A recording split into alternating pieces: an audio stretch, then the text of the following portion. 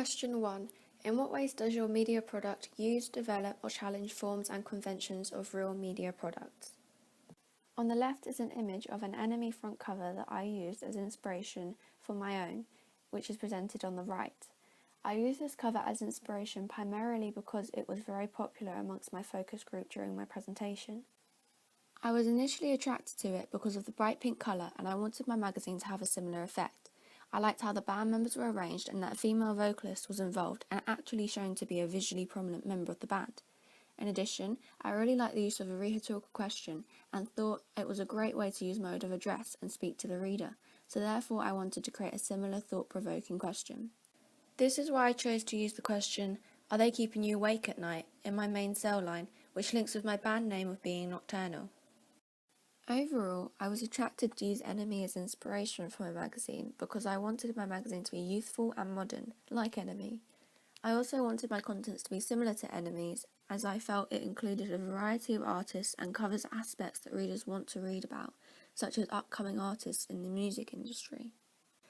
I'm an NME reader myself, and I think that this is another reason why I wanted to use NME as inspiration.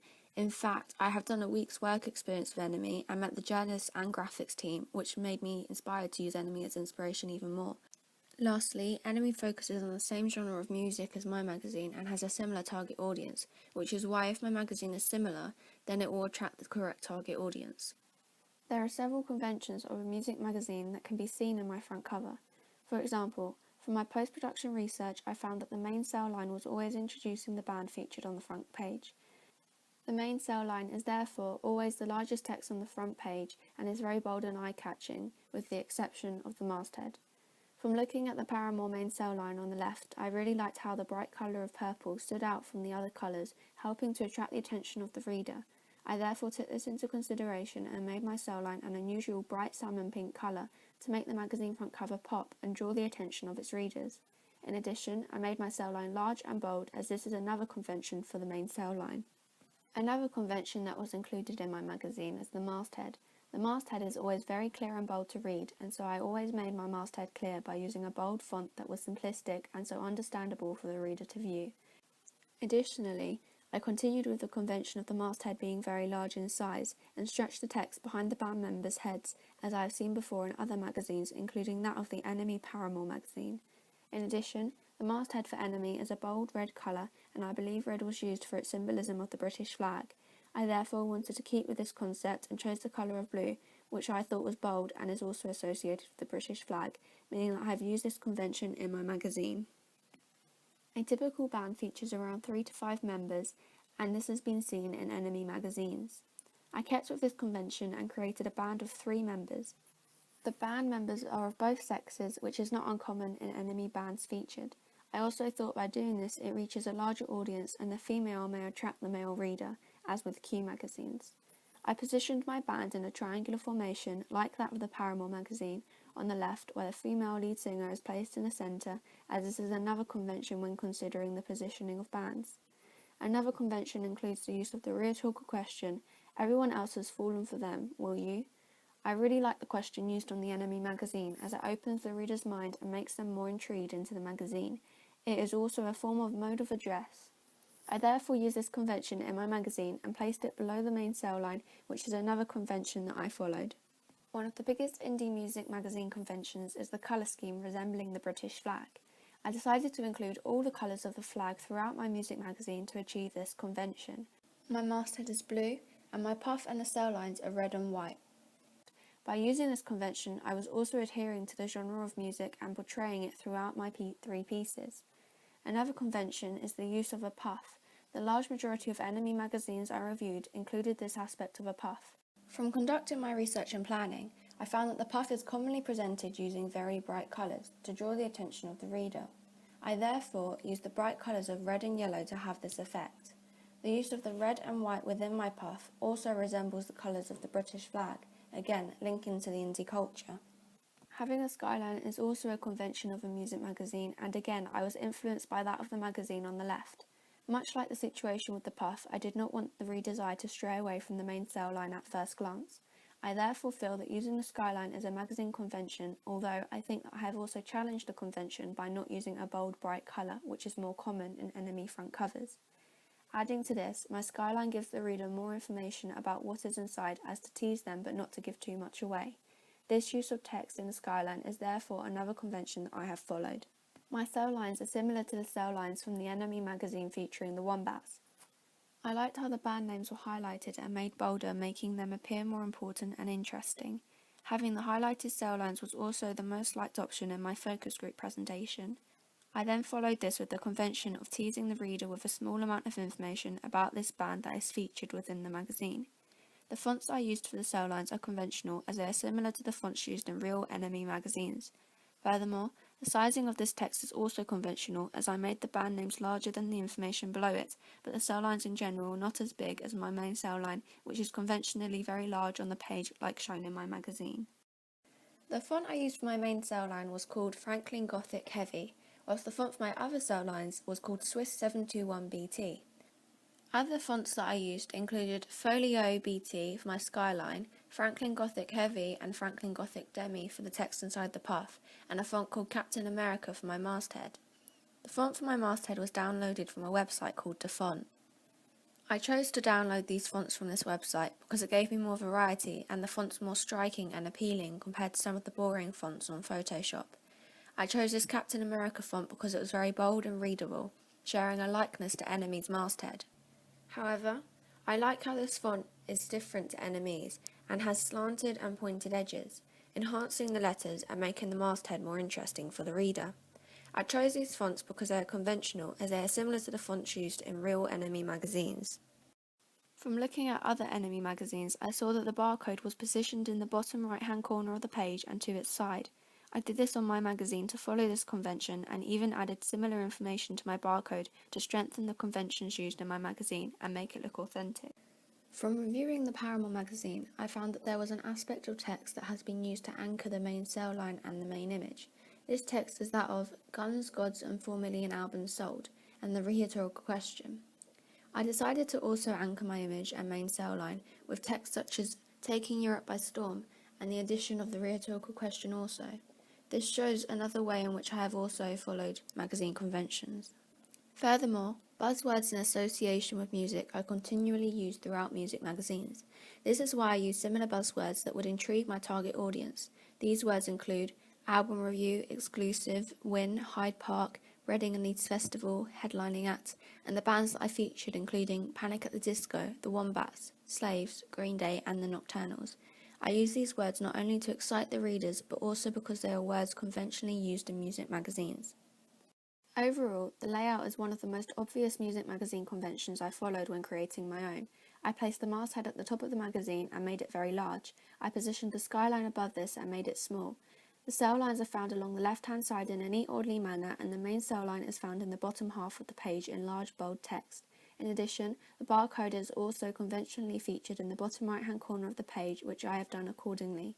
In conclusion, I think that for my front page I have used conventions of real media products effectively. Moving on to my contents page, I followed the form and conventions of the large majority of Enemy magazines. I used the convention of using the name of my magazine, Encore, as part of the title, next to the word contents, which is commonly used in Enemy magazines. I chose the name Encore because it is a phrase used at concerts to bring the band back onto the stage for another song, and therefore links to music, representing that the band is a music magazine that features content related to music. I chose the Captain America font for my target audience because it was very bold and readable, which would appeal to my target audience that like basic styles and layouts. Making it bold also makes it enhanced on the page and maintains the brand identity. On the other hand, I also chose this font because it wasn't boring to look at and has interesting aspects such as the slanted cuts to the edge of the letters. By making my masthead understandable but intriguing, it will attract my target audience.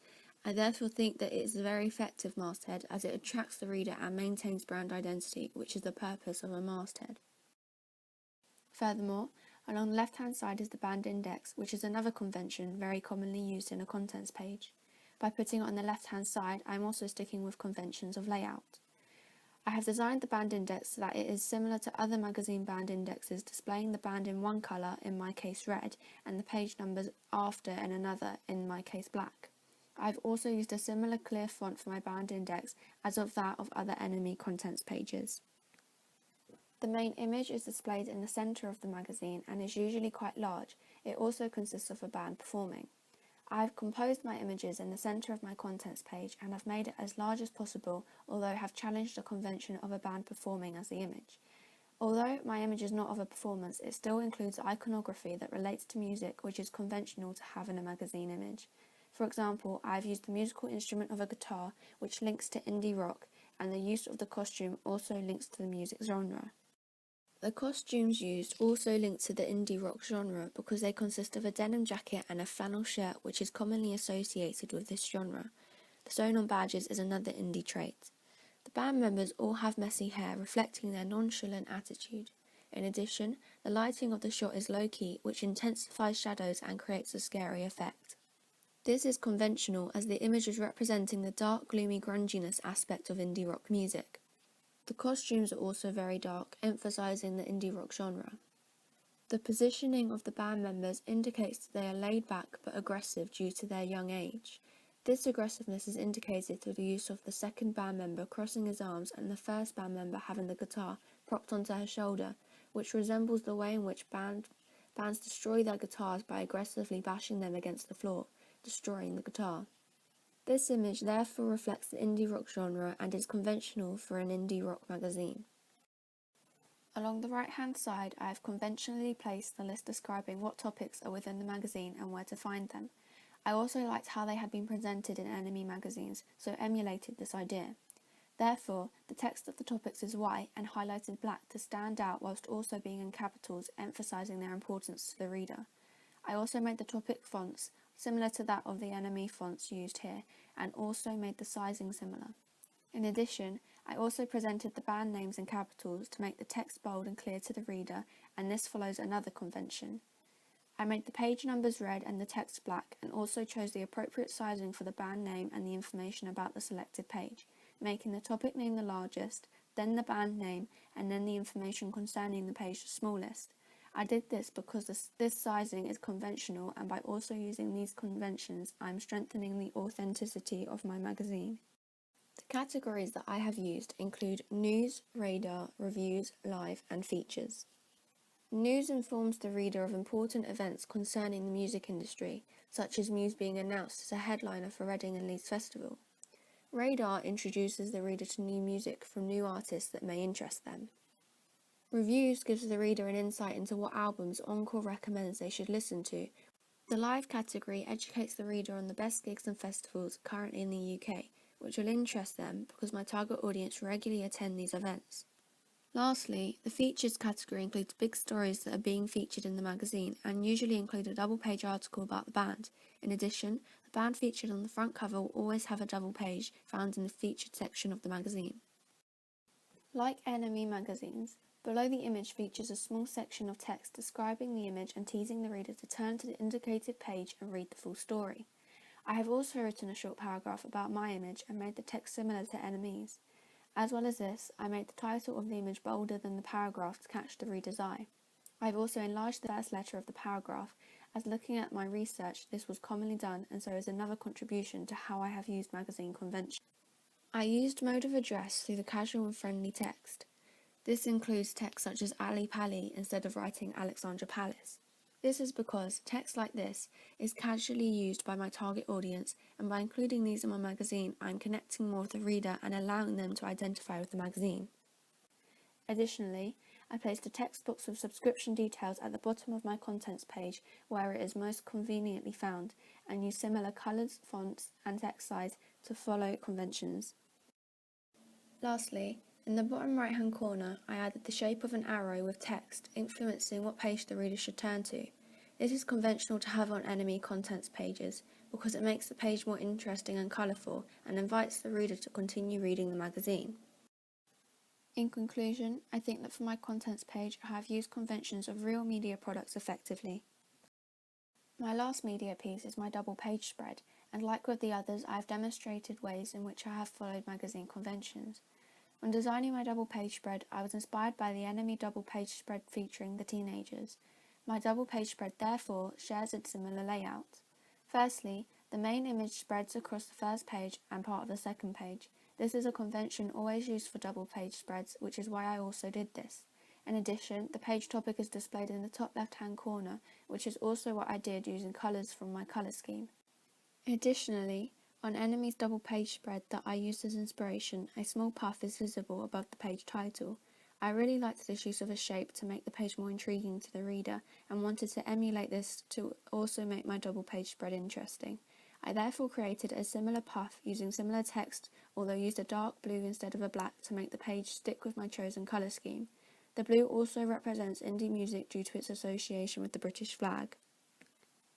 Secondly, the title of the page also follows conventions of Enemy magazines as it is the largest piece of text on the double page and is introducing the band by displaying their name. I also highlighted the title with the salmon pink colour I used for my masthead so that the colour scheme was kept throughout my pieces. However, I did not use the same font as shown on this double page because the font changes along with the band featuring, and so I kept the font from my front cover. I also included a conventional pulled quote that I highlighted and made bold. Also, I wrote the text in the form of an interview, and it is conventional to have the question in capitals and another colour, so I also did this to strengthen the use of conventions in my piece. Furthermore, I made the text a clear font like other double page spreads I have viewed, so that the reader can comfortably read the article. Overall, within all my three pieces, I feel I have effectively used numerous magazine conventions to strengthen the authenticity of my magazine and attract the target audience.